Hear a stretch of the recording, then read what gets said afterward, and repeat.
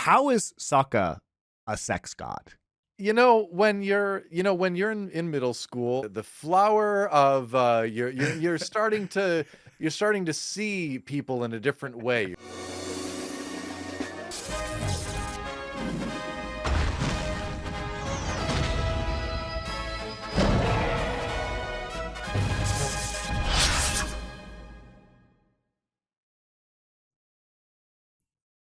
Welcome back, guys, to Nerd Legion.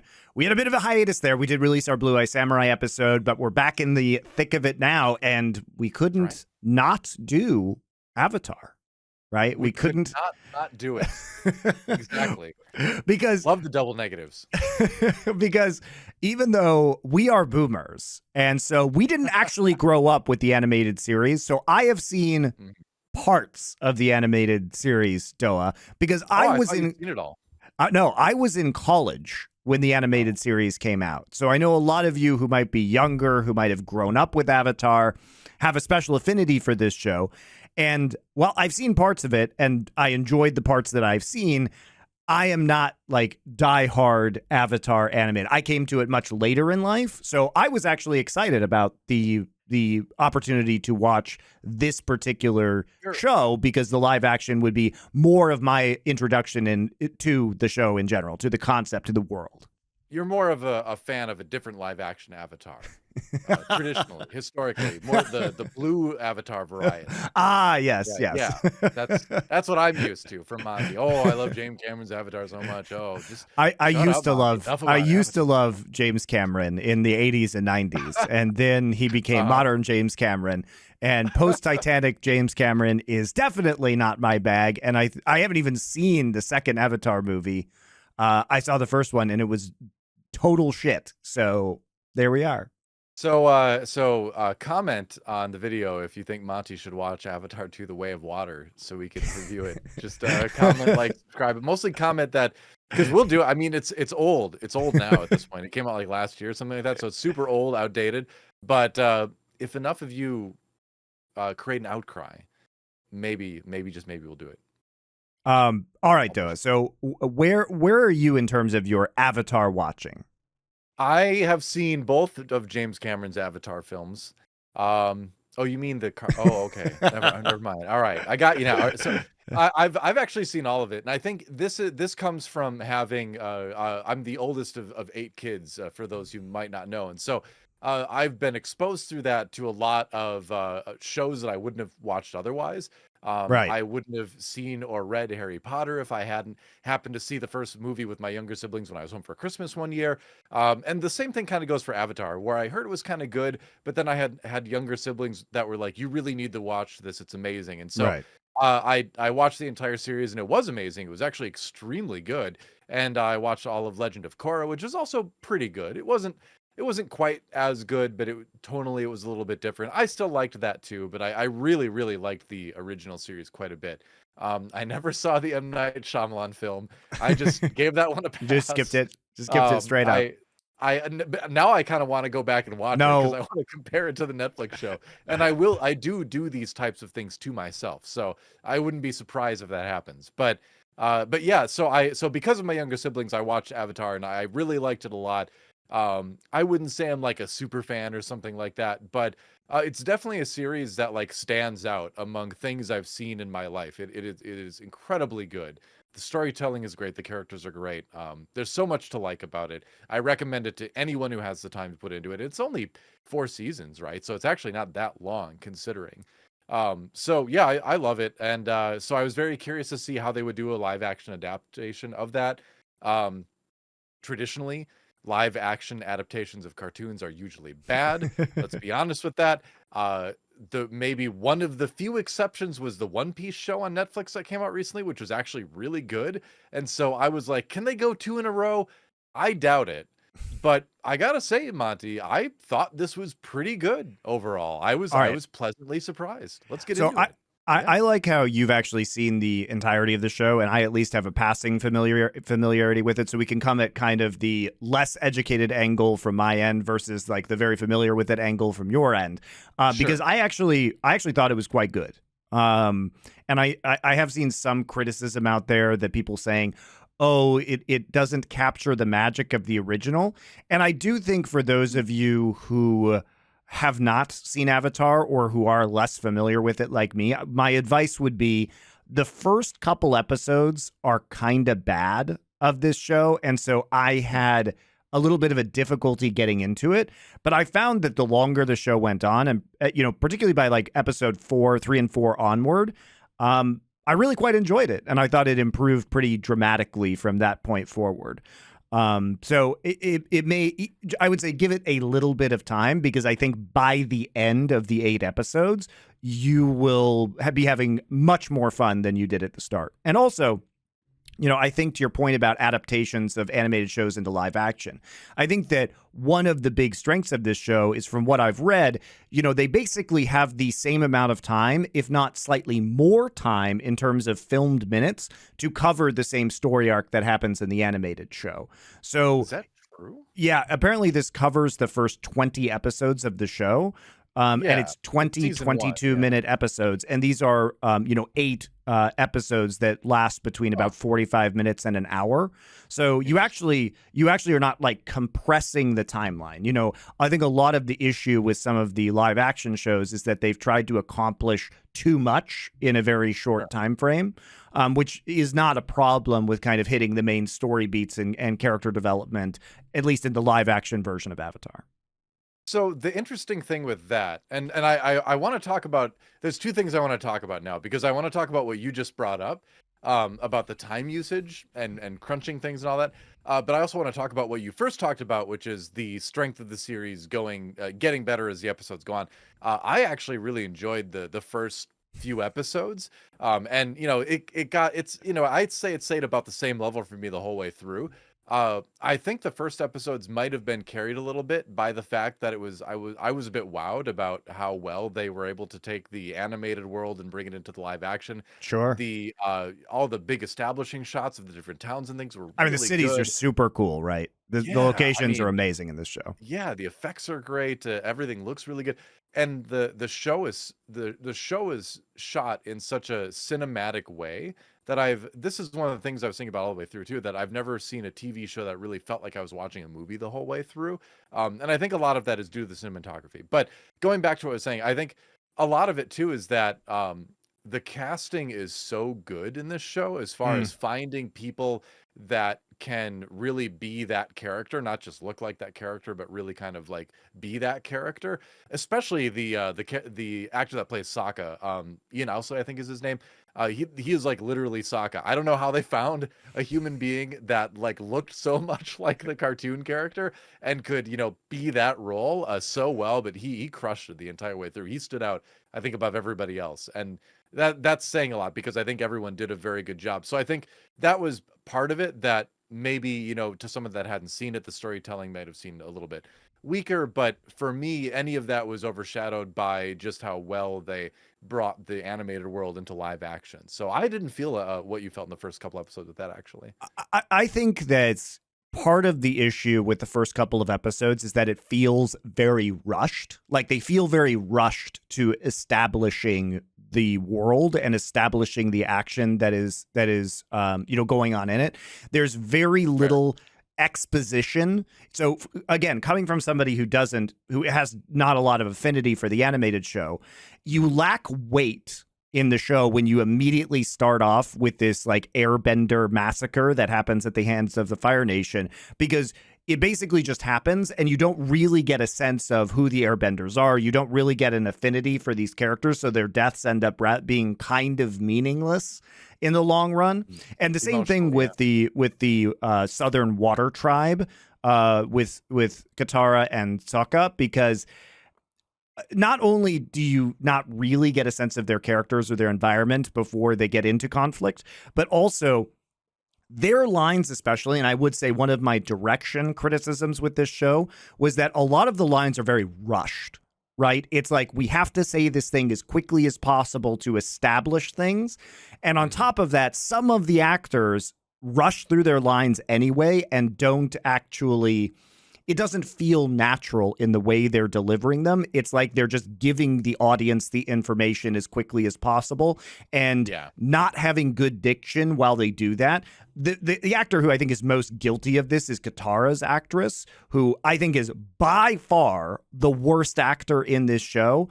And you always are going to get a mixed bag when you have a bunch of young actors and you rely on, a youth cast. And I think for the most part, a lot of the actors do very well. But Katara in particular stands out as a weakness to me because she doesn't emote particularly well. And it's hard to connect with her because she feels very wooden and she feels like she's just an actor standing there saying her lines rather than kind of becoming the character of Katara. I'm the only waterbender left in the village. They've killed all the others. Sokka just doesn't understand. I'm a warrior. I should be able to do more for our people. Whereas, go ahead. Whereas, I think Aang is quite good. And I think a lot of the other actors, as we'll get to, are quite good that show up later on. But because a lot of these early episodes are focused on Katara, it becomes much more glaring when it's like, I'm just here to say my line so that you can have this information as quickly as possible and then get to the next shot. And it's like, okay. I think that's fair. I think that's fair. I do think that a little bit of that was a little bit wooden. I think some of the dialogue just in general was a bit over-explainy. But on the one hand, this is a show that's geared towards kids and middle school, early high school, I feel like. And there's a big audience that is older that enjoyed those shows when they were younger and are now watching it as well. But I think the show itself is still geared towards a younger audience. And so you tend to get over-explaining kind of dialogue in something like that for that audience. So I feel kind of forgiving of that. At the same time, I do think some of that was a little bit wooden. I wonder too if some of the line reading with her was part direction too, because yes, and here's why, because in the show that character is kind of supposed to be one of the more stable rocks in a world of kind of zaniness, where Sokka can be a very zany character. Aang he's clearly comic relief, right? Sokka is used very heavily as comic relief. Right. I mean, if you have the comedy duo, right, of the silly person, the straight man, she's supposed to be kind of the straight man of the duo with her and Sokka, right, where she's the more serious of the two, and that's kind of her character in the show as well, where she kind of was shouldering the responsibility of being sort of the caretaker, right, in the Southern Water Tribe and all that. So I wonder too if some of the direction given to that actor was, you need to be the more, steady, level sounding person, and that unfortunately translated to a little bit of a monotone sort of deliveries. I wonder if that was it's not just monotone, it's like actively rushing through your lines. I as somebody who has over a decade of stage acting experience, like I know when actors do this. And you know what's scary, Doa, is that first off, that the director didn't just make them do the take until it wasn't that way, because it's film and obviously you can do a million takes. Or perhaps the most terrifying aspect of all, Doa, maybe that just was the only best take they could get and they did do it a million times, which is then you just horribly miscast this person. So I don't know whether it's her, whether it's the director who's not getting the proper takes, but it just doesn't work a lot of the time with her character. Never really trained with anyone else. It's okay. We'll do this together. We're not going anywhere. On the one hand, I don't feel like she was always like that. I think there were moments where she did just fine, and I think she definitely looks like the character and definitely has some mannerisms that fit the character. So it's someone that I would want to see come back and develop as a performer and give a better performance on the road, whether that's from picking better shots or doing better herself or what have you. But I wasn't that bothered by it. I did have a note with it, but I'm, again, like with a younger cast, with a show that's kind of geared for kids, I'm willing to sort of forgive a lot more than I would in other circumstances. So it stood out, but it didn't bother me too much, I guess I should say. It wasn't too bad. And I think part of it too, if you look at the cast for a lot of this, a lot of the cast hasn't been in a ton of stuff before this. So I think a lot of this, it is their first, not across the board, but for a significant portion of it, seems like their first really big gig, right? Right. And so, that's a lot. That's a lot for anyone to kind of handle too. So it just is very obvious that one of the advantages of animation is being able to have adults play these roles, who are like much better when it comes to acting and voice acting. Sure. And that's part of the power of animation, is like not having to necessarily cast child actors to play the roles. Mark Hamill is Fire Lord Ozai in the original show. Like, holy cow. There was so much great acting. Actually, Legend of Korra had a lot of really great voice acting as well. But to go back to, speaking of Fire Lord Ozai, going back to your earlier point, talking about the way that they had, the same amount of time or maybe a little more to fit this season in. What's interesting with that is that some of the things were truncated, or had to be, because they put a lot of new stuff in there as well, where basically all the Fire Lord Ozai Azula stuff was new, because they felt that they had to put that stuff in there to establish more of a relationship between Zuko and his family and Iroh and his family and all that, which I think was a good decision for the show, because in the cartoon that slowly develops over the course of a few seasons. Whereas, like for instance, the thing with Iroh and his son, being killed in battle, like that's something that comes out, over a long period of time, that you find out that this relationship between Iroh and Zuko is much deeper than it looks initially. And so they wanted to establish that a lot quicker, which I think is a fine choice, but you do take away from doing, putting time into the other parts of the show, which I think did drain it a little bit from time to time, especially when you get to the last 2 episodes. We'll talk about that later.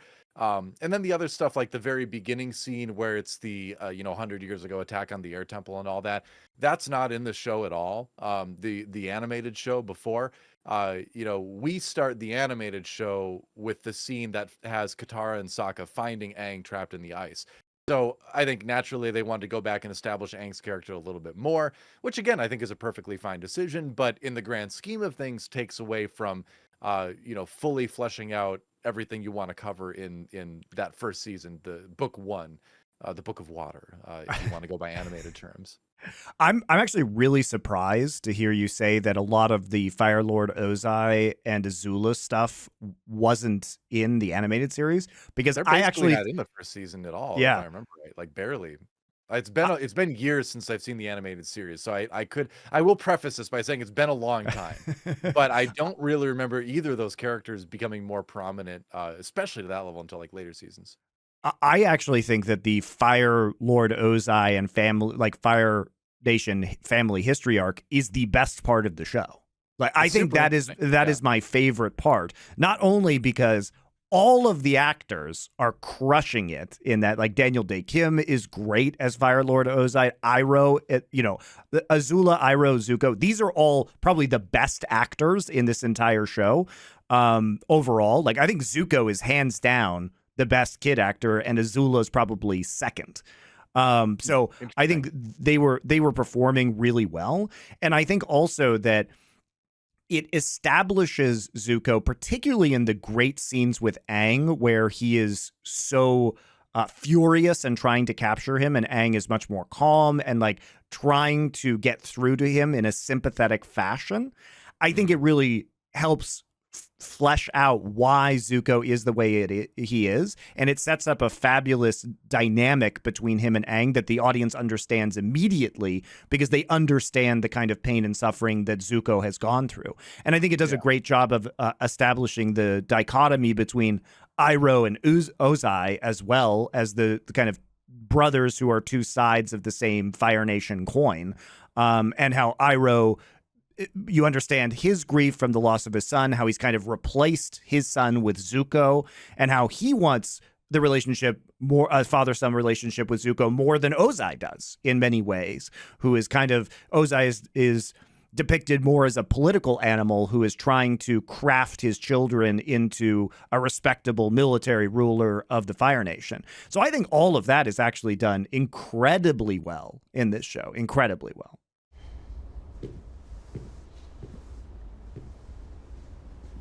You held back today. Maybe you saw that as a sign of respect, but it wasn't. It was weakness.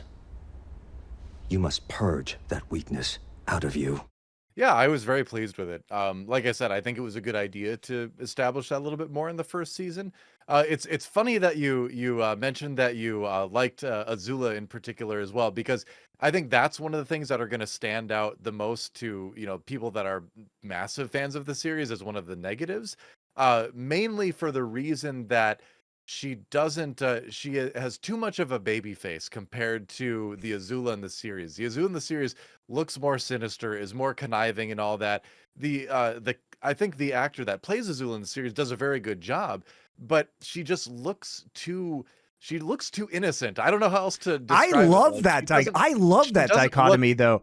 I think that's a great she doesn't casting look choice. villainous enough. But I don't that's the know. Like, point. I think that it's the very jarring contrast. though. Yeah, but I think the contrast between her appearance and her sinister, conniving motives actually Yeah. works really well because So and here's they wait. They Sure, go ahead. establish it. They establish it when she infiltrates the rebel cell and Fair convinces enough. them, because she actually, her appearance is so disarming that it makes her motives like even more sinister in a way. Yeah, And fair enough. I think that having that intention, her looks via her actions in this kind of tension, works really, really well, because you Well, don't expect it from someone who looks like her.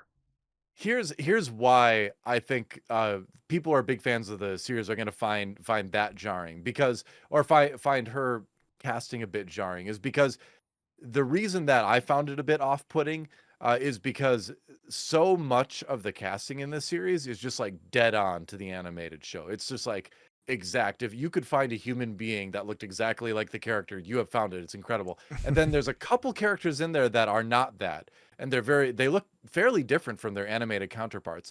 And so normally that's not a huge deal, right? I mean, obviously human beings aren't going to look like cartoon characters. You have to accept some differences here.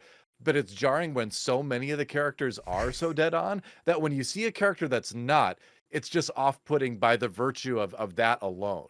So like I said, I think her character was great. I think the actor did a very good job.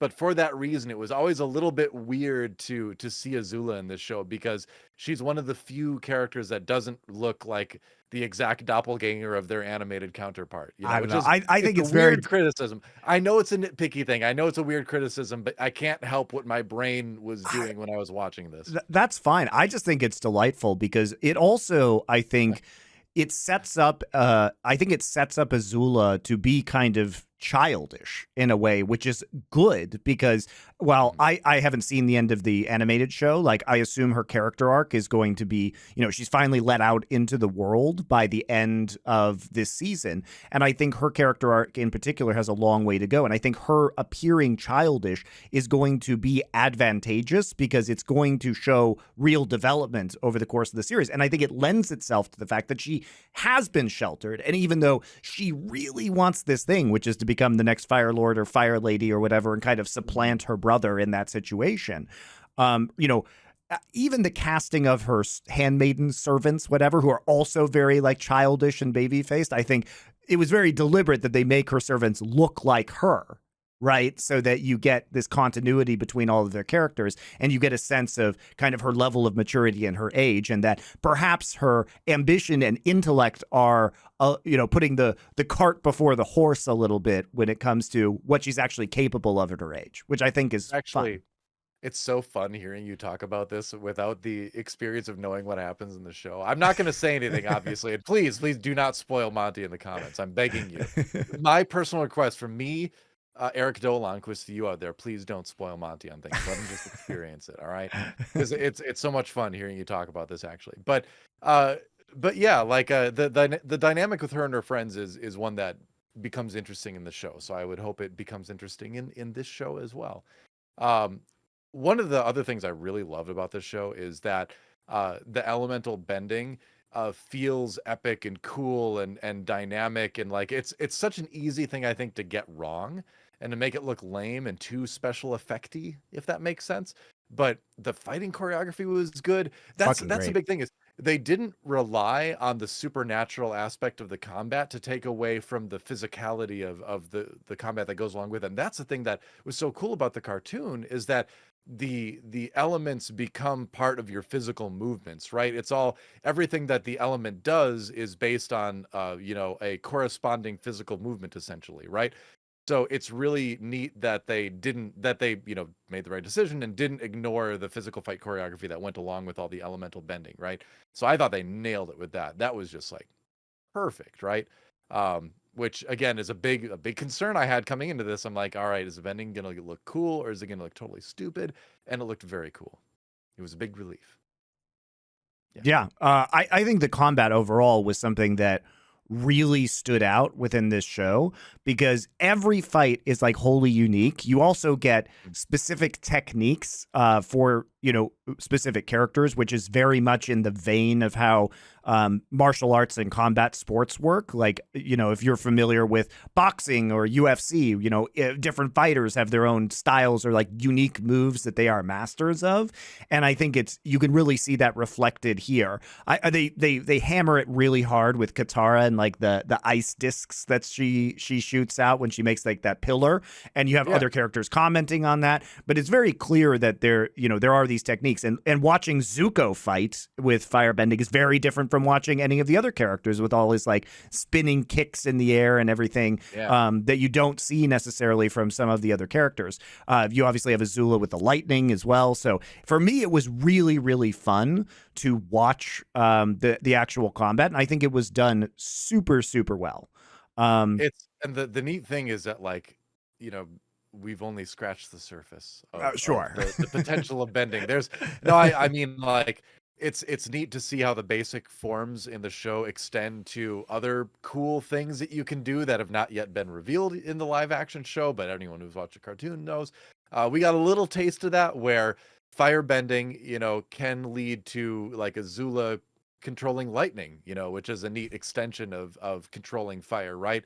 So there's other things like that in the universe that you see later down the show, which are very cool and one of the neatest things about the animated show. So I'm looking forward to seeing how they do all of that, especially because some of that stuff becomes, it's what's neat is that because I don't know if you're familiar with it, but the Legend of Korra takes place pretty far after Avatar, I'm aware. Last Airbender happened.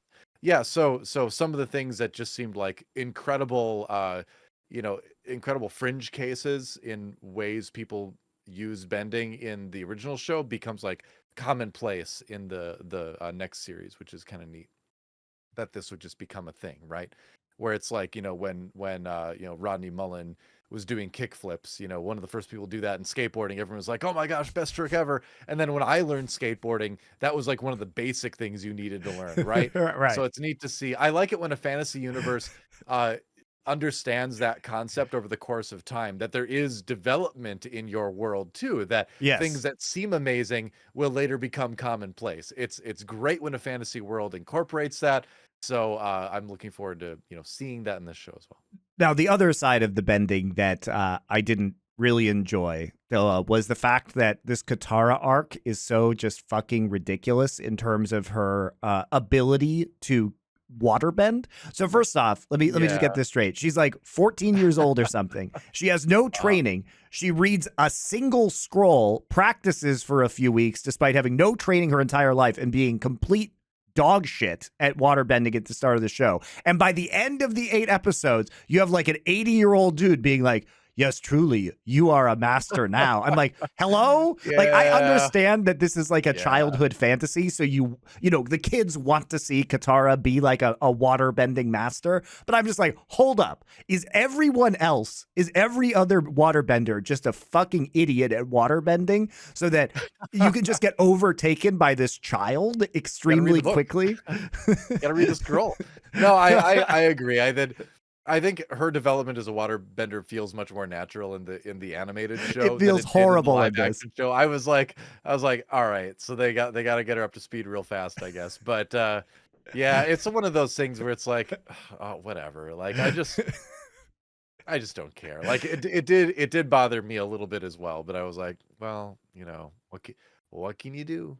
Also, Aang is like practicing bending with her and like doesn't try water bending at any point in time. Or I don't know, Yeah. read the scroll that she has so he can learn how to do it? Like, I just don't understand. I just don't understand because he knows he needs to train and learn the other schools of bending, but he doesn't read the scroll. He doesn't bother learning anything when he's literally practicing. There's scenes of him practicing with Katara. I'm like, but at least explain, like, is he afraid of doing it? Like, I don't understand why he is just so incompetent at bending, despite the fact that we're told he also coincidentally was a prodigy among the air nomads and learned the air bending super early on, because that is laid out in the exposition.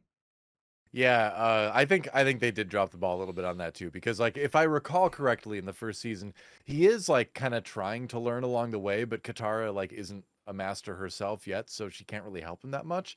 So if I recall correctly, he's like trying to learn a little bit, but the main goal is like, let's get to the northern water tribe so that you can learn from a master, is like a big part of season number 1. Because like, yeah, he can't really make too much progress with Team Avatar, with Sokka and Katara along, at that point. But in the show, I think they could have used a couple scenes where he's at least trying, to explain that. Because yeah, it does feel weird, and I did think about that too, where it's like he should be trying a little bit of this here and there, but he's not. He's just like, nah, I'll just wait. You're a real waterbender, Katara. You should be practicing too. The Avatar needs to master all 4 elements. Maybe later. I'm not going to read that scroll or whatever. No. Yeah, no. Like, it's interesting too, because, well, we can't get ahead of ourselves too much. I don't want to go all the way to the end of the series yet, and like, I don't want to talk about Paku quite yet. But so I want to talk about Daniel Sun-Hyung Lee for a moment, who's becoming one of my favorite people to see show up in series that he shows up in. I thought he was. I watched Kim's Convenience way back like a few years ago. I thought it was funny. And then he showed up in Mandalorian. I'm like, oh, it's that guy, And then he kept showing up in Mandalorian. I'm like, oh, I like that guy. He's a pleasant person to see show up. He seems to really embrace the characters that he plays. And he's a good actor. And then he showed up in this and absolutely like dominated the role of Uncle Iroh. I thought he's great. Perfect. Yeah. Perfect casting. He's got that demeanor. He's awesome. He brought such great emotional depth to it. And I mean, episode 4, like where they kind of go into, his the trauma of losing his son and all that. Like, I teared up, man. I thought like that scene where it's the funeral and Zuko, does the formal thing, and then, he becomes more himself and has this heartfelt moment with Uncle Iroh and sits on next to him. Really beautiful scene. And it was interesting because that is not a scene from the animated show at all. And I was wondering how they would handle this, because again, in the show, they don't really get into the kind of tragic backstory of Iroh until a little bit further into the series. And the way they do it in the series is just utterly heartbreaking. Like, I'll spoil a little bit because it's only one episode, but they, if I recall correctly, and I don't remember it exactly again because it's been years, but there's an episode where he's kind of off by himself and he's going around town doing these kind of like little things here and there, and collecting these little things, and buying these like knickknacks and stuff, and there's a song that goes along with it, which they actually use the melody of the song in the show. And you're like, well, why is he doing all this stuff? And you find out at the end of the show that it's like it's his it would have been his son's birthday, and so he's gathering all these things that remind him of his son, and he's singing this like song that he used to sing to his son as a baby, and I'm like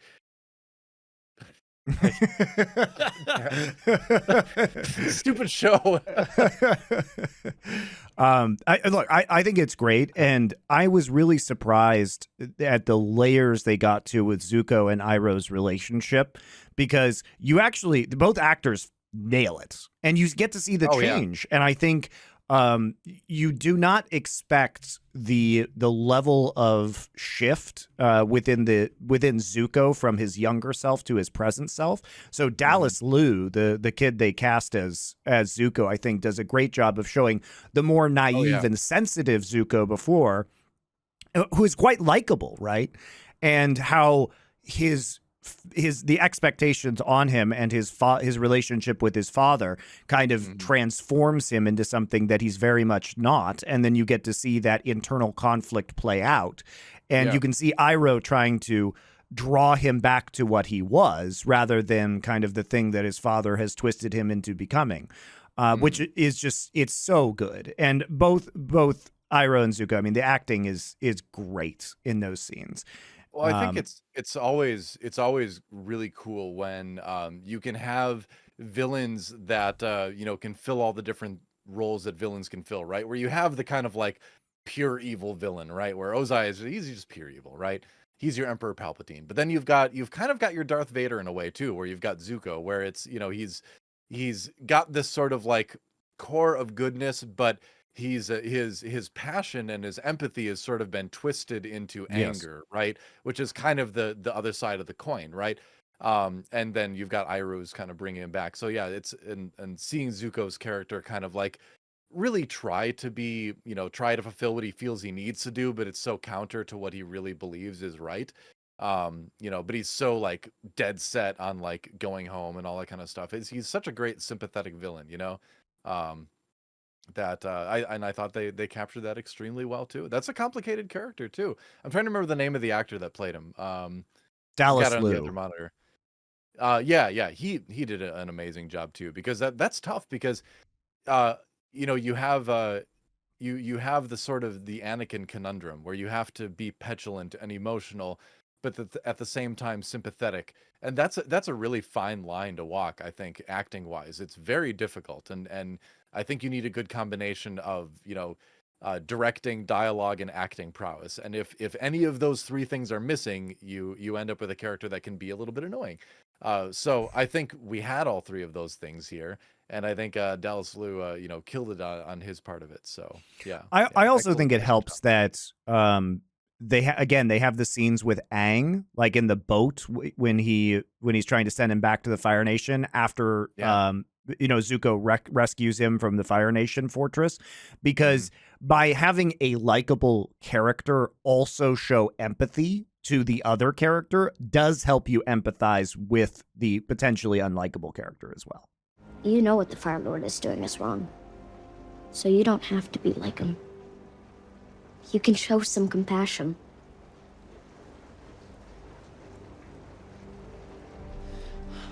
How dare you? I'm the crown prince of the Fire Nation. I will be the example for all firebenders. And my father is a great man. Yeah, for sure. And like Aang and Zuko's relationship and how that develops over the course of the animated show is really a fun dynamic too. Again, like I can't, I hope we get the full show. I hope we get all 4 seasons of the Netflix show. I think it definitely deserves it, but I want to see you experience that. If they cancel for some reason, you have to go back and watch the animated I can watch show the animated show. It's not like, here's the thing, Noah. It doesn't actually matter if they cancel it because the other show hasn't gone away. That's true. Right? That's true. And so, you know, if I can do an aside for a moment, now that I've caught my breath thinking about that Uncle Iroh episode, everyone out there knows what I'm talking about, and you all cried too. So don't try to make fun of me for that. But the one thing that hangs over every show like this is that, as good as it is, it can be the best show in the entire world. But ultimately, at the end of the day, it is a remake of something that already exists and is already fantastic. And all these resources and acting talent and everything like that could have been put into making something new. And as much as I enjoyed watching this series, that's always in the back of my mind, that it's yet another remake, it's yet another reboot, it's yet another sequel. Like, and you know, these are resources that could have been put into telling us a new story that would become a new kind of like, you know, legend that we'd all want to tell our friends about and have people watch. So on the one hand, I thought the show was great. On the other hand, I think all the people that made this show could have made something original and, you know, could have made something that would be more lasting, right? And so that always bothers me a little bit The problem is that when people lately, the stuff that is quote unquote new that gets greenlit ends up being Rebel Moon, and then it ruins it for the rest of us. So I was going to mention that. I was going to Yeah, mention that. I'm like, Doa, exactly. would you rather have Netflix make this, or would you rather have Netflix I make know. Rebel Moon? Because I choose this, I know. frankly. I choose this a I know. million times. We shouldn't need to make this choice. We should be able to have good original stuff too. Why does the original stuff suck? Here's a counter argument to you, Doa. Here's a counter argument to you. Okay. The animated show, like I said, came out when I was in college. I don't have siblings, so there was no reason for me to watch this. The only reason I watched the first, few episodes of the original series was because I knew it was culturally relevant, and to our esports casting, I wanted to understand some of the references, right, and understand who the basic characters were in the show. But I never finished it. Okay, so the fact that there is a live action version of this show coming out now that is still designed, I would say, primarily for middle school and high schoolers. If I'm watching this, like, it's a young adult show, but it is older than I think the animated show, because I know they added some more violence and like darker moments, and like it is like more, I mean, they're like explicitly fucking incinerating people in this show, right? It's kind of grim. Like it's not something you would show a small child. So they do age it up slightly, and I think that helps in terms of the ramifications of the world, because we are talking about at the fundamental, plot points of this show that carry over from the animated show are war and are genocide. And I think that becomes more visceral when you have more violent scenes, and it becomes more impactful. That would be my argument. Not to say that you don't get that in the original show as well, but I think having those moments of extreme violence can help drive home the point artistically. And frankly, Doa, I was never going to go back and watch the animated show. So the fact that this exists in live action right now did introduce me to this, did give me quite a bit of enjoyment for watching this, and I would say actually substantially increase the likelihood that I will watch the animated show. All right. I think that's a very valid way to look at it too. That said, I just want to see more original stuff on the screen. Sure. I mean, Me too. If you want good original science fiction and fantasy, it's in books, right? There's amazing new stuff coming out in print every day, right? All sorts of new authors coming up there. So like if you want good original sci-fi and fantasy stuff you've never seen before, read books. That's where it all is right now. It's not on the screen. Originality is not there. But that's the thing. I want more originality in science fiction and fantasy in visual media. That's what I want, and that's what would kind of irks me a little bit whenever a show like this comes out, where it's like, yeah, it's great, but I think your points are very valid too. I think One Piece is the same way. My dad, who is in his late 60s, now watches the One Piece anime and is going through all those episodes because he watched the live action show and he liked it. I know. So but here's the thing, Doa, like if you were a kid and you were growing up with Avatar, I agree, this is completely extraneous, right? But what I think this does is it captures people like me who were too old for the original series, right? If anything, it's an appeal to an older audience, I think, which in this case it works for me. And I agree with you in most things, but I think the way into most of your points that you make about wanting to divert resources into original properties, but I also just got mega burned by Rebel Moon and it being complete shit. I know. Me too. And also, like, I am grateful that this show exists because I am really enjoying it, and I would not be here if it hadn't been for the remake. Yeah, I think that's all. That's all. Like I said, very valid too. It's just that one little thing that I can't stop thinking about. Well, it's because I think people who are older like us, like you watched it, but I think a lot more people our age are like me who like heard really good things and know the passion that exists for this, but we just never got into it, right? Well, the thing with that animated. Oh, go ahead.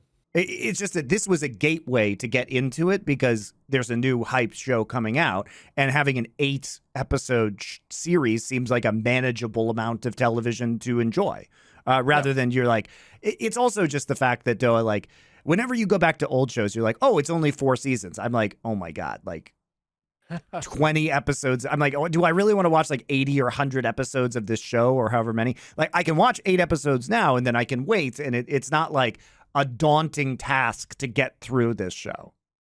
Fair enough. The show, I thought the old animated show did do a very good job of navigating a lot of quote unquote adult themes in a kids show, which is one of the things that made it stand out too, because so many kids shows sort of lost that, where everyone's so afraid to talk about death or any serious topics because it's quote unquote for kids, right? But Avatar was able to do that and kind of show that, like, yeah, you can have these themes in a show that's geared towards younger people and still have it be meaningful and impactful, but still palatable for someone of that age. And going to the live action show again, I think that's something they did a great job of in this show, is navigating what the animated show did very well, which is going from very silly to very serious and back these big tonal shifts in very smooth ways. And that was always something that really impressed me with the animated show back in the day, and now the live action one too. I thought they did a good job with that, where it's like you can go from a very serious emotional scene to a very silly scene, and back and forth, and it works. The characters sell it, the actors through their acting kind of sell it, and the editing, I think, is a big part of that too, that helps you make those transitions, and all that was very good. Yeah. I am going to start my list of grievances with this show right now. Oh, good. All right, let's go. Because I got a few that are just. I was worried this wouldn't happen. But thank goodness. Look, I think this is a good show, guys. Do I think that it's as good as some of the other stuff that we've watched, like Scavenger's Reign or Blue Eye Samurai? No, I don't. Like I said, I think the pacing was kind of rushed in the first few episodes. I think that some of the acting is rather wooden, particularly in Katara's case. But there are also there are entire episodes of this show that I think are really quite bad, particularly the episode around the scenes around Omashu, I think are absolutely incomprehensible, terrible.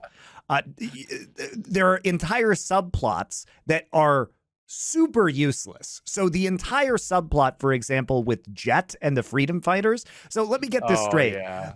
There's a bunch of Fire Network spies in the city, but we never know really what the motive of Jet and his like band of children brigands is. They just show up and just like dispense justice, and everybody's just cool with that, and they just live there, not everybody just ignoring them as they kind of root around the city and serve as vigilantes. So that was super weird. You never really understand what the machinist is. Sai, the engineer guy. Abed from Community, yeah. So I you never can't get that out of my head. I'm sorry, Abed. You never really understand his motivation for helping the Fire Nation. It's like vaguely like, if I give them some toys, they don't attack the city, which doesn't make a lot of sense. Didn't they like threaten him or something like that? Where it's like, we're gonna take you out. Yeah, look. It's pretty not explicit, and it's not really clear why he would be helping them. Yeah. The entire sequence with Bumi and Aang is awful. It is awful. So first off, I know Bumi's supposed to be kind of crazy, but at the same time, like over 100 years old. So yeah, but at the same time, what he's doing makes absolutely no sense. The trials that he's putting him through don't actually lead anywhere, and obviously he should just let him go and go do the things that he wants. So maybe it's just like senility, but having the Fire Nation spies plot mean nothing, having the machinist plot mean nothing, and then having the Bumi plot ultimately mean nothing.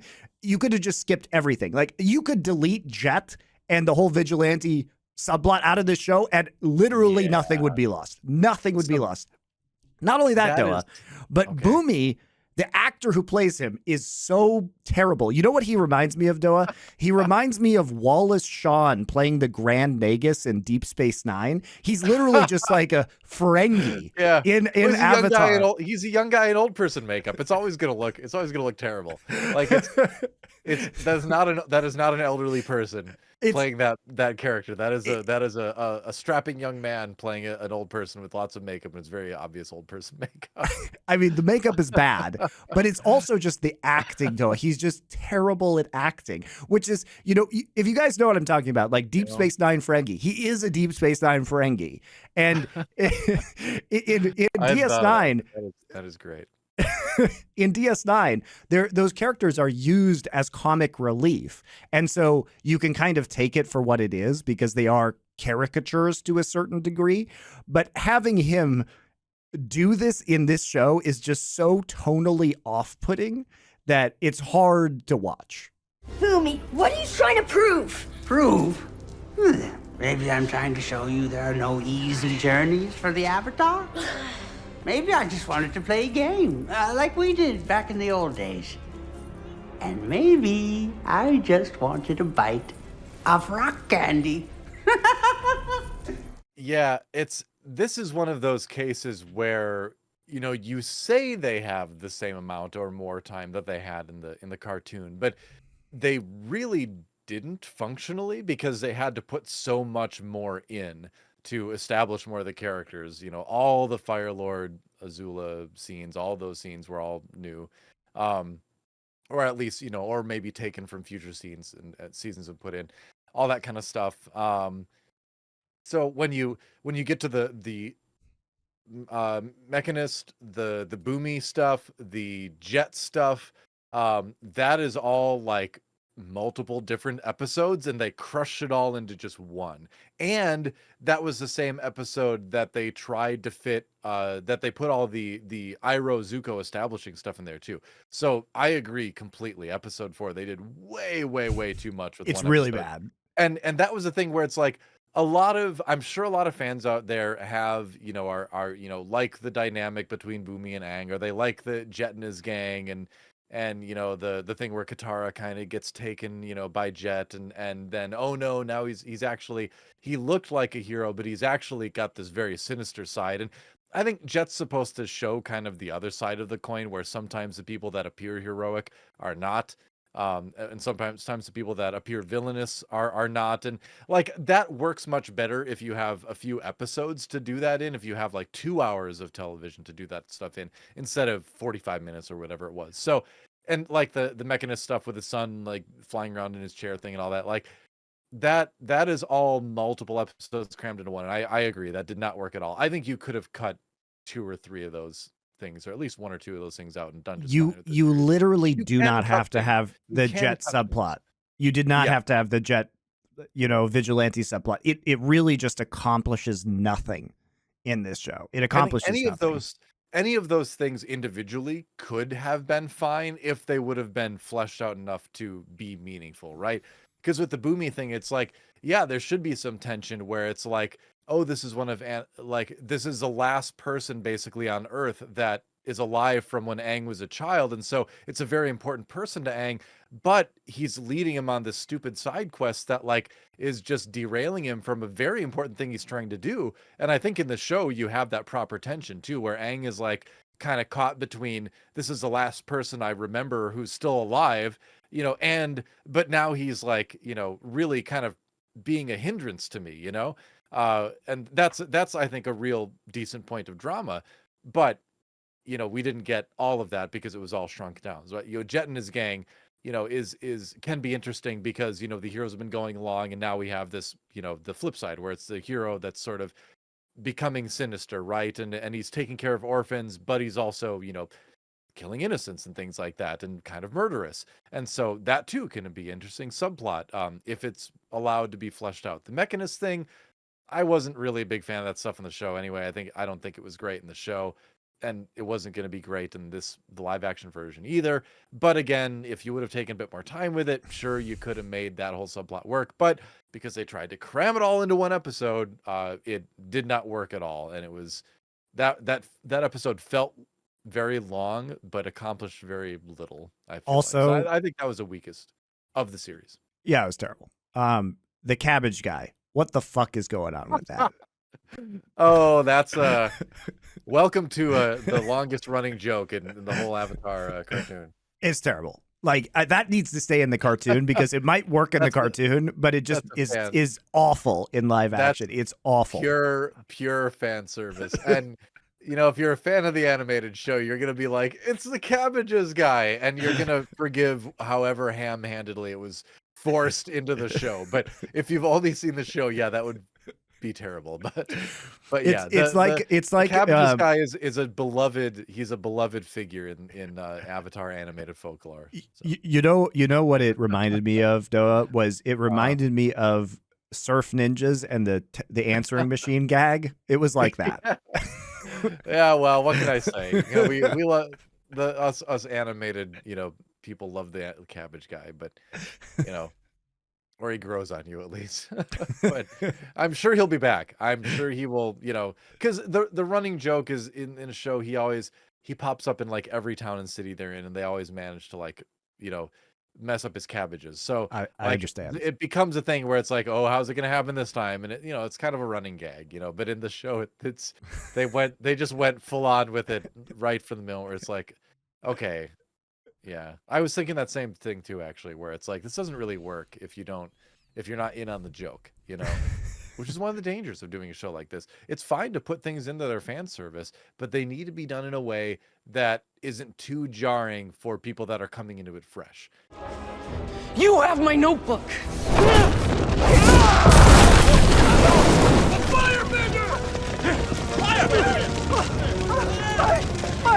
My cabbages! So I think that's one where it's like they just were like, nah, forget it. Pure fan service. We're just gonna have our cabbage guy moment, and you can get mad if you want to. We're just putting it in there, you know. And they made the show; it's their right. But yeah, I feel like it is awkward in the live action version. I do also want to talk about, and I put this as a caveat with, I think that the way they designed the cities and the environments is stunning. Like, I love all the different styles of architecture, the different characters of all these cities. It's That's really right out of the wonderful. cartoon, too. Yeah.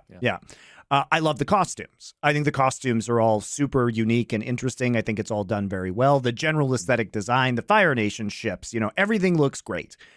Except, though, I'm going to say this. What's one of the more unnerving aspects of this show is that nothing is ever dirty or worn. Everything looks brand new 100% of the time, from the sets and especially the costumes. You would think that going on these long quests, getting in fights, there would be some level of like wear and tear, but it's like every single costume, every single piece of armor, every single accessory is just factory new at all possible points in time, and it gets really weird to look at visually after a while. It gets super strange to feel as though this world is just not lived in whatsoever. Yeah, it's a very cartoony approach to take to it. And I think, you know, using the live action One Piece as an example, I think in that show that can work because it's so zany and over the top. It doesn't ever attempt to be a facsimile of the real world, that you can get away with that kind of thing. With this show, where it does deal, you know, it is more, the overall plot is much more serious in nature. The world is supposed to feel much more, you know, real and living in nature. I do agree that would be a little bit more off-putting. I don't like, especially Aang's costume, dude. Aang's costume is just perfect at all points in time. Yeah, but I find it like deeply jarring and off-putting, and it really messes with my ability to suspend my disbelief. And so it's a stylistic choice, but it does feel a little bit strange in this context. I agree with you for the most part. Again, it didn't bother me that much, but I can see how it would bother some people. You know, the thing that stood out to me the most, though, in that vein, is that the Kyoshi warriors have like the best makeup remover in the universe. Like, how in the world? That's like thick, like face paint and stuff, and then she turns away for 5 seconds. Like, oh, face, wash. Turns back, perfect complexion. Keeps the eyeliner, I noticed. Very selective makeup remover, but everything else is just perfect, you know? And I was like, wow. Like, I mean, I didn't have to wear that much makeup when I did like a bunch of on-camera esports stuff, and it still took me like a lot longer to get everything off, you know, cleanly. The Kyoshi warriors, man, like whatever they're using for makeup remover, like I want some of that. Like that is impressive stuff. Also, Doa, when we're talking about the Kyoshi warriors, sure, how is Sokka a sex god. Can you explain this to me as somebody who's watched this show? Have you seen him? No, I have no idea. He's just he looks weird. He's a ladies man in the show a little bit. You know, he's but it's not even from his charisma. He's super awkward. But apparently, like every girl in this show just like wants to get with him.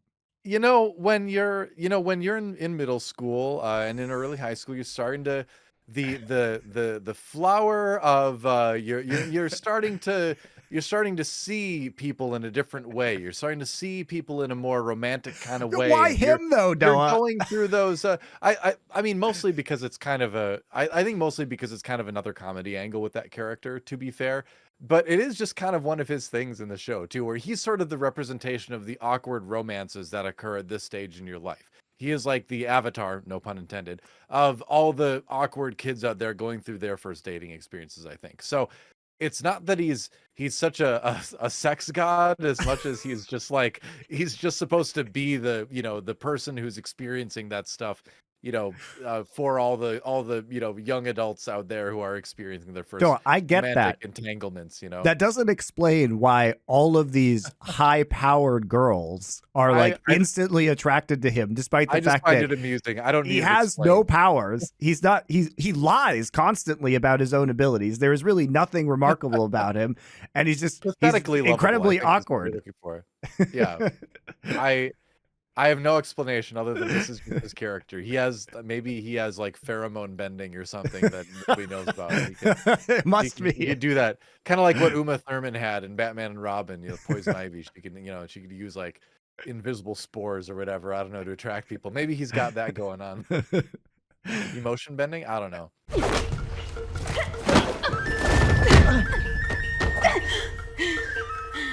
I think I'm getting the hang of it. You need to turn your opponent's power against them.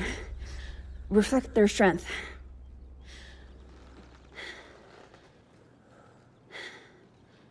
And finally, Noah, the other piece of the aesthetic that bothers me is some of the facial hair. Like, what the fuck is going on with Daniel Day Kim's face? Like, that goatee is so fake and so distracting.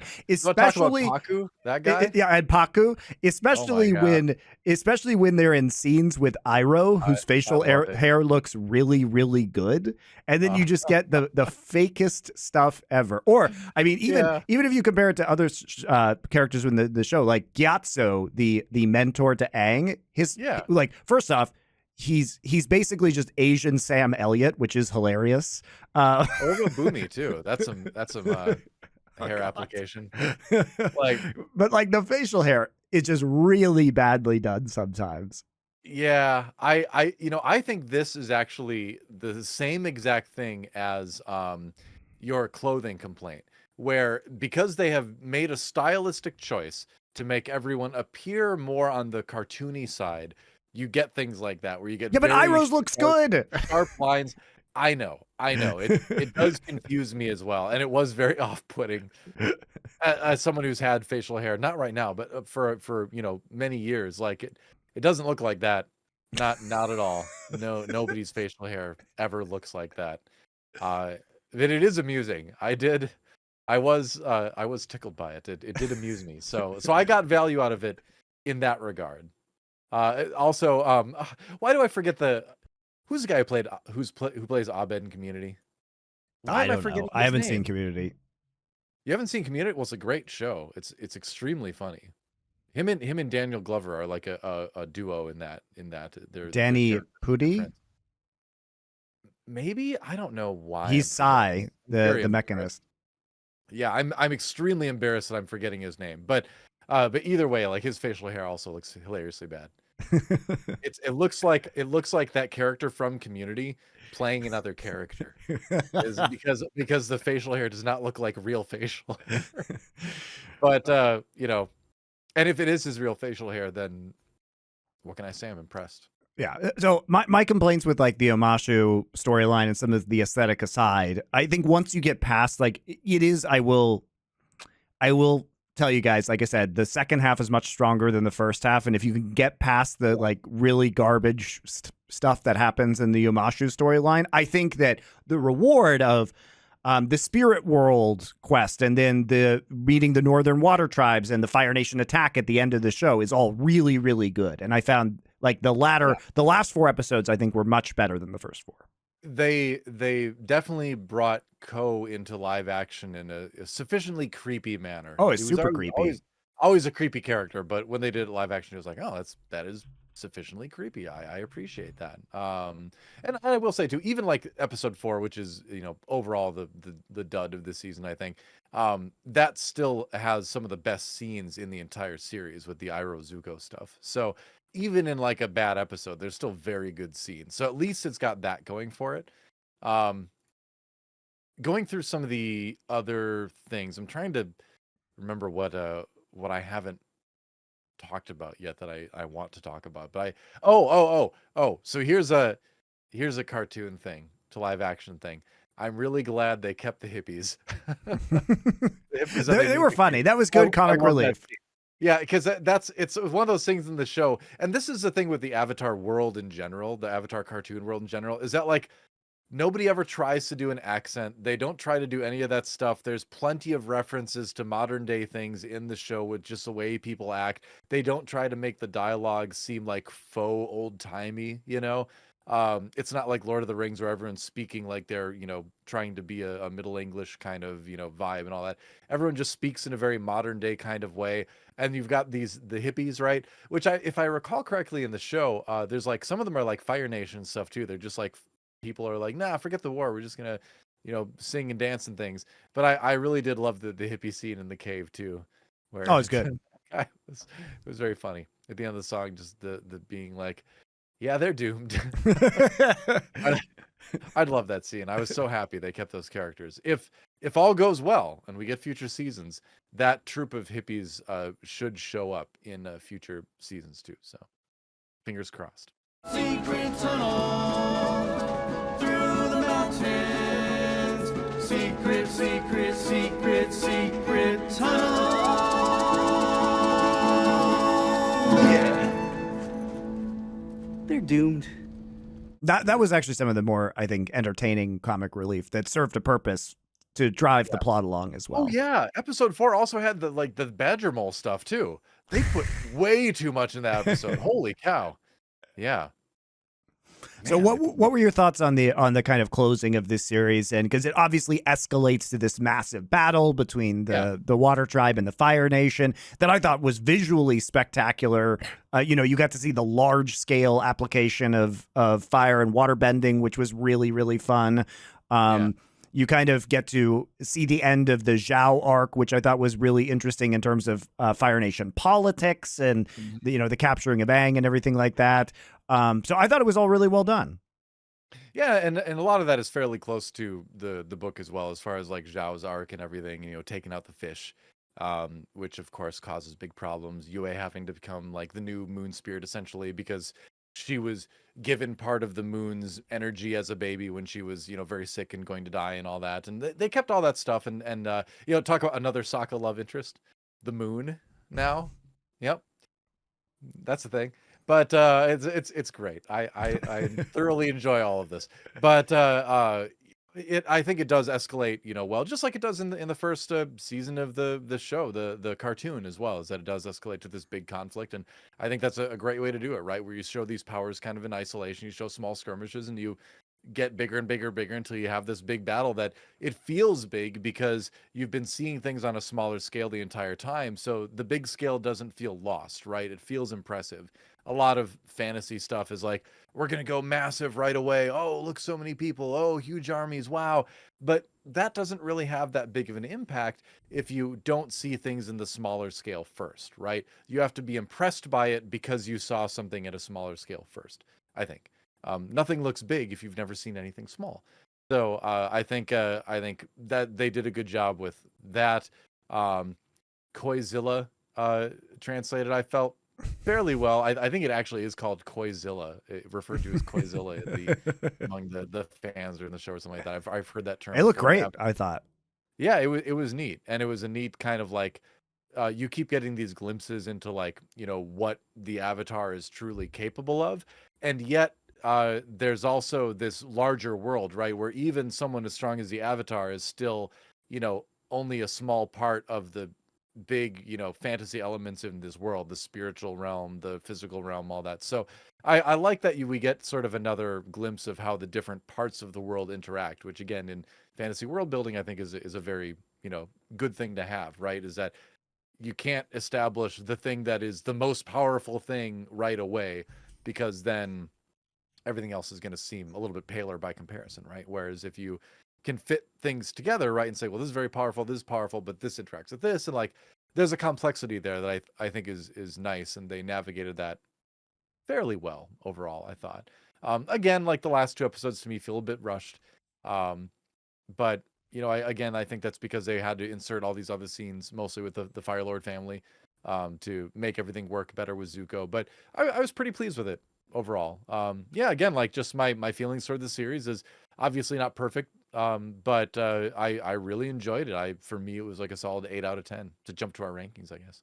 Yeah, I agree with that. I think I was prepared for this to be a lot worse, just given the track record of Netflix live action adaptation. But I found it to be really quite compelling. And even when I was kind of annoyed by the show, like with the Omashu plot point or kind of the rushed nature of the first 2 episodes, some of the actors and the world building of the characters kept me interested, particularly because I knew that Bumi was going to go away so he could stop annoying me at some point in time, right? Like it was clear that they were on a mission that was going to leave Omashu. So I was kind of like willing to put up with some of the bullshit there, knowing that it wouldn't be a forever thing. And the parts that I liked were going to continue. And I was curious enough about the rest of the plot points to keep watching. Yeah, I think they did a good job too of changing for the most part. I know hardcore Avatar fans are going to hate me for saying this. I think they did a pretty good job overall of changing things where they needed to change them to make it work better in the show. For instance, Paku is basically in the cartoon, women just aren't allowed to waterbend at all. It's just a guy's thing, and that's it. That's kind of too big of a conflict to solve in 2 episodes in a live action show. True, yeah. Right? Yeah, where it puts him and Katara too much at odds, and you can solve that thing a little bit quicker in a kids cartoon because there can be much bigger jumps of logic made. But when you're in a live action setting where things are treated a bit more seriously, that's too big of a bridge to jump that quickly. So I liked the change that it was women can still waterbend, but it's only for healing purposes. Guys are the warriors, and that's more of a thing where it's like in the heat of battle. When the stress comes down to it where they need that, it's like, okay, I can make that exception and I can learn from that if I'm Paku, right? That was a much more acceptable logical leap than women can't bend at all. Oh, now they can, So especially because then you don't have all the women who are ready to help out, Right. So I didn't know that, Doa, and I totally agree with you. Had women not been allowed to waterbend at all, I think that I think you're totally right. You cannot solve that quandary quickly. Whereas if it's a moment of crisis, and technically they are capable of doing it, but they're limited in the roles that they perform, because ultimately, Doa, it says the same thing. There is some level of patriarchy or defined gender roles that are going to be broken, and it doesn't really matter from a thematic perspective. It's the fact that those gender roles exist and they are broken. That's what's important at its core as to what happens. And so it doesn't matter if they are not allowed to waterbend at all or just only allowed to do specific things, because ultimately the payoff emotionally and thematically is identical, right? But it's much easier to resolve in the way that you state rather than it being outright outlawed, because at that point in time, you can't quickly show, oh, look, they are actually helpful here, because you're going from zero knowledge. It would be more ridiculous if they couldn't waterbend and then all of a sudden they're helping fight. Like, that would be stupid. So I agree. All they want is what you want. A chance to defend their home. Paku, what good is it relying on the past when it stops us from having a future? Get over yourself, you old fool, and let us get the job done. In the cartoon, it's much more complex of a situation than it is in the live action show too. I don't know if they're ever going to get into it in the live action show. Spoilers if you're only watching live action here. And I know Monty doesn't care about spoilers, and this is not a major one, so I'll give him this. But in the in the cartoon, when Paku and Katara are fighting, he knocks he hits her and like her necklace falls off, and he realizes, and that's a necklace she got from her grandmother, and he realizes that's the necklace that he made for this woman that he was courting and trying to marry, but then didn't marry because of his kind of extreme views on bending and all that kind of stuff. And so you find out that Katara's grandmother and him were in a relationship way back when, and seeing Katara, he realizes that that could have been his granddaughter, and she's so good at waterbending and then the cartoon, he's impressed by her ability as well, but that combined with the family connection is like, oh, this could have been my family. I've become sort of like bitter and alone, because of these kind of misogynistic views. And that's part of what helps him change his mind in the cartoon too. So there's much more complexity and a little bit more time that needs to be taken for him to kind of come around in the cartoon. But again, they didn't have time for that in the live action show. So I was satisfied with the way they did it here. I think it brought around a similar emotional reaction and satisfying conclusion. And I feel like that arc of Paku was played out pretty well. And I didn't feel it was like rushed or unreasonable. Right. And I think they wrapped it up nicely too. Beard. Yeah. Beard though. Yeah. Totally unreasonable. Yeah. Everything else around was fine. I couldn't stop like giggling when I saw some of those characters, especially him. I was like, it's just someone just taped it on there, but which they did, of course, and that's the way it is. But yeah, I mean, I feel like I do think maybe there could have been a little bit more development with Yue and her sort of role in the Northern Water Tribe Society as sort of like a spiritual leader and all that kind of stuff too. That was there, but it was kind of glossed over and it was rushed through as a plot point, right? Like they needed to get her, they needed to get her place just so that they could move the plot along with her reviving the moon, right? Like that she basically just served a narrative function, which was kind of emotionally unsatisfying, but it felt more impactful in the cartoon. She felt like more of an actual character. I mean, plus I think unfortunately her character's main goal, like her character's main plot points or main depiction was basically just being attracted for no reason to sex god Sokka, so they could set up some sort of like Sokka reaction to her sacrifice. So she wasn't really even her own character. She was just Sokka's hoe. There's there's a little bit more to it in the cartoon again, and like that was one of the things where it's like, well, I mean, yeah, like it wasn't as good as it could have been. It wasn't as fleshed out as it could have been, but I'm not sure what you really would have moved around to make that work. So, but I think that brings us back to sort of our conclusion, where it's like it's a good show. It's not a perfect show, but I would definitely recommend it. Yeah. I'd say you'll have a good time watching it, whether you are an Avatar fan or not. James Cameron Avatar fan or cartoon Avatar fan, any fan of any Avatar will enjoy Netflix live action Avatar: The Last Airbender. Yeah, I think it was good, guys. I would recommend watching it. I think on balance, it's quite enjoyable if you are interested, as I was, in kind of seeing what all the fuss was about over many years for Avatar. I think this is a great starting point that feels super manageable, and I found it quite enjoyable. So that'll do it. I'm sure we'll be back with the future seasons of Avatar. No doubt there will be more. I think this seems to have done very well and generally have been received well by people, even if hardcore fans might have a few complaints. Next week, guys, we are going to be talking about Constellation, the first 4 episodes, which is a new Apple TV show that has come out that looks very intriguing. So it's a science fiction show. It's kind of a psychological thriller. And I'm excited to watch that. We've been kind of on a run of good stuff recently, Doa. Outside of Rebel Moon, everything we've watched has been pretty good. Is that because we're choosing to watch better stuff, or is there just well, actually, I know what it is. It's been a while since there's been a new Marvel Disney Plus show or a Marvel or Star Wars Disney Plus show. They just released that new Star Wars show, Doa, that we haven't watched yet. New? What? No, they haven't. What show? The new animated show? Oh, Bad Batch or whatever? Yep. Oh, did we want to watch that? No. Maybe. I don't know. I might watch later. But and I guess we have to say Echo did come out and I was like watching my daughter, and so I just had that on the background for one day, and it was awful. It was so bad that I was like, Monty, we're not doing this show. I know we did Secret Invasion. I'm not putting myself through that again. No, thank you. Yeah, no. Especially because So, there's a lot of no, there's a lot of other good stuff to watch right now. Dune 2 just is coming out as well. So we actually have a lot of potentially more interesting things to discuss. So we will see. It's a whole new year for Nerd Bleach. we will see you next week for Constellation. See you then.